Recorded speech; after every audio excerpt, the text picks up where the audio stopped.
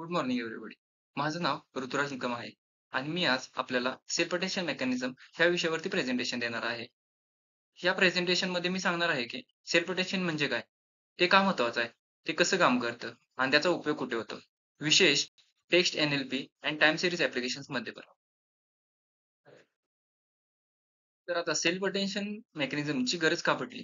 पारंपरिक मॉडेल जसे की रिकरंट न्यूरल नेटवर्क आणि कन्व्होल्युशनल न्यूरल नेटवर्क लांब अंतरावरील म्हणजेच लाँग टर्म डिपेंडन्सी समजण्यात कमी पडतात. रिकरंट न्यूरल नेटवर्क एका वेळी एक शब्द प्रोसेस करते. त्यामुळे ट्रेनिंग स्लो आणि मेमरी लिमिटेड होते.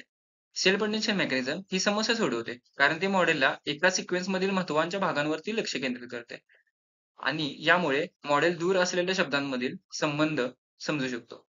हे पॅरलल कॉम्पिटिशन सक्षम करते. त्यामुळे ट्रेनिंग जलद आणि कॉन्टेक्स्चुअल अधिक स्पष्ट होतो. उदाहरण, "the dog that chased the cat was fast" मध्ये self attention dog and was fast या 2 शब्दांमधील संबंध योग्यरित्या ओळखला जातो. तर आता आपण पाहूया सेल्फ अटेन्शन म्हणजे नेमकं काय? सेल्फ अटेन्शन मेकॅनिझम हा एक मेकॅनिझम आहे, ज्यात सिक्वेन्समधील प्रत्येक शब्द म्हणजेच की टोकन त्या सिक्वेन्समधील इतर सर्व शब्दांकडे लक्ष देतो. यामुळे प्रत्येक शब्दाचा अर्थ अधिक कॉन्टेक्स्ट अवेअर बनतो. या कन्सेप्ट प्रथम 2017 साली वैष्णवी अ, या त्यांच्या प्रसिद्ध paper "attention is all you need" मध्ये सादर केला. आज ट्रान्सफॉर्मर्स, वर्ड, GPT सारख्या आधुनिक मॉडेलचा हा पाया आहे. सेल्फ अटेन्शन 3 कंपोनेंट्सवर काम करतो. क्वेरी, की आणि व्हॅल्यू. त्या प्रत्येक शब्दाचा क्वेरी वेक्टर इतर सर्व शब्दांच्या की वेक्टर्सशी कंपेअर केला जातो. जेणेकरून त्याने कोणत्या शब्दांवर लक्ष द्यावे हे ठरवता येते. आता आपण सेल्फ अटेन्शनचा सर्वात अधिक वापर नॅचरल लँग्वेज प्रोसेसिंगमध्ये कसा होतो हा पाहूया. तर मशीन ट्रान्सलेशनमध्ये एका भाषेतलं वाक्य दुसऱ्या भाषेत स्वरूपात करणे, जसे की इंग्लिश ते मराठीमध्ये. टेक्स्ट समरायझेशन, मोठ्या डॉक्युमेंट्समधून महत्त्वाची माहिती काढून छोट्या सारांश तयार करणे. क्वेशन अँसरिंग सिस्टम्स, टेक्स्ट वाचून योग्य उत्तर देणे. सेंटिमेंट एनालिसिस, सोशल मीडियावरील पोस्ट किंवा रिव्ह्यूजमधील भावना ओळखणे. नेम्ड एंटिटी रिकग्नायझेशन, टेक्स्टमधील व्यक्ती, ठिकाण, संस्था यांचे नावे ओळखणे. उदाहरण, YouTube कमेंटचे एनालिसिस करताना सेल्फ अटेन्शन मॉडेलला कमेंट पॉझिटिव्ह आहे की निगेटिव्ह आहे हे समजण्यास मदत करते.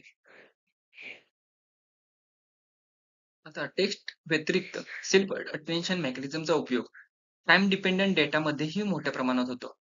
जसं की स्टॉक मार्केट प्रोडक्शन, भविष्यातील शेअरची किंमत आणि ट्रेंड्स ओळखतो. वेदर फॉरकास्टिंग, तापमान, पाऊस ह्यांचे अंदाज बांधणे. Health monitoring, ECG, heart rate किंवा ग्लुकोज सेन्सर डाटामधील एनोमली ओळखणे. एनर्जी डिमांड फॉरकास्टिंग, वीज वापरेचा पॅटर्न ओळखणे. एनोमली डिटेक्शन, डेटामधील अचानक बदल किंवा फसवणूक ओळखणे.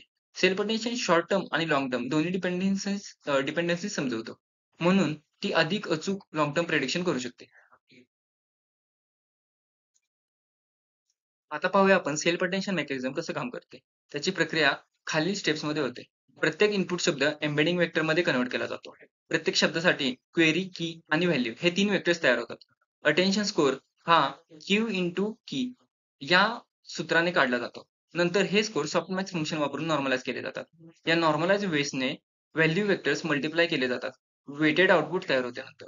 अनेक अटेन्शन हेड्स पॅरलल चालवल्यास त्याला मल्टी हेड अटेन्शन म्हणतात. सोपं समीकरण.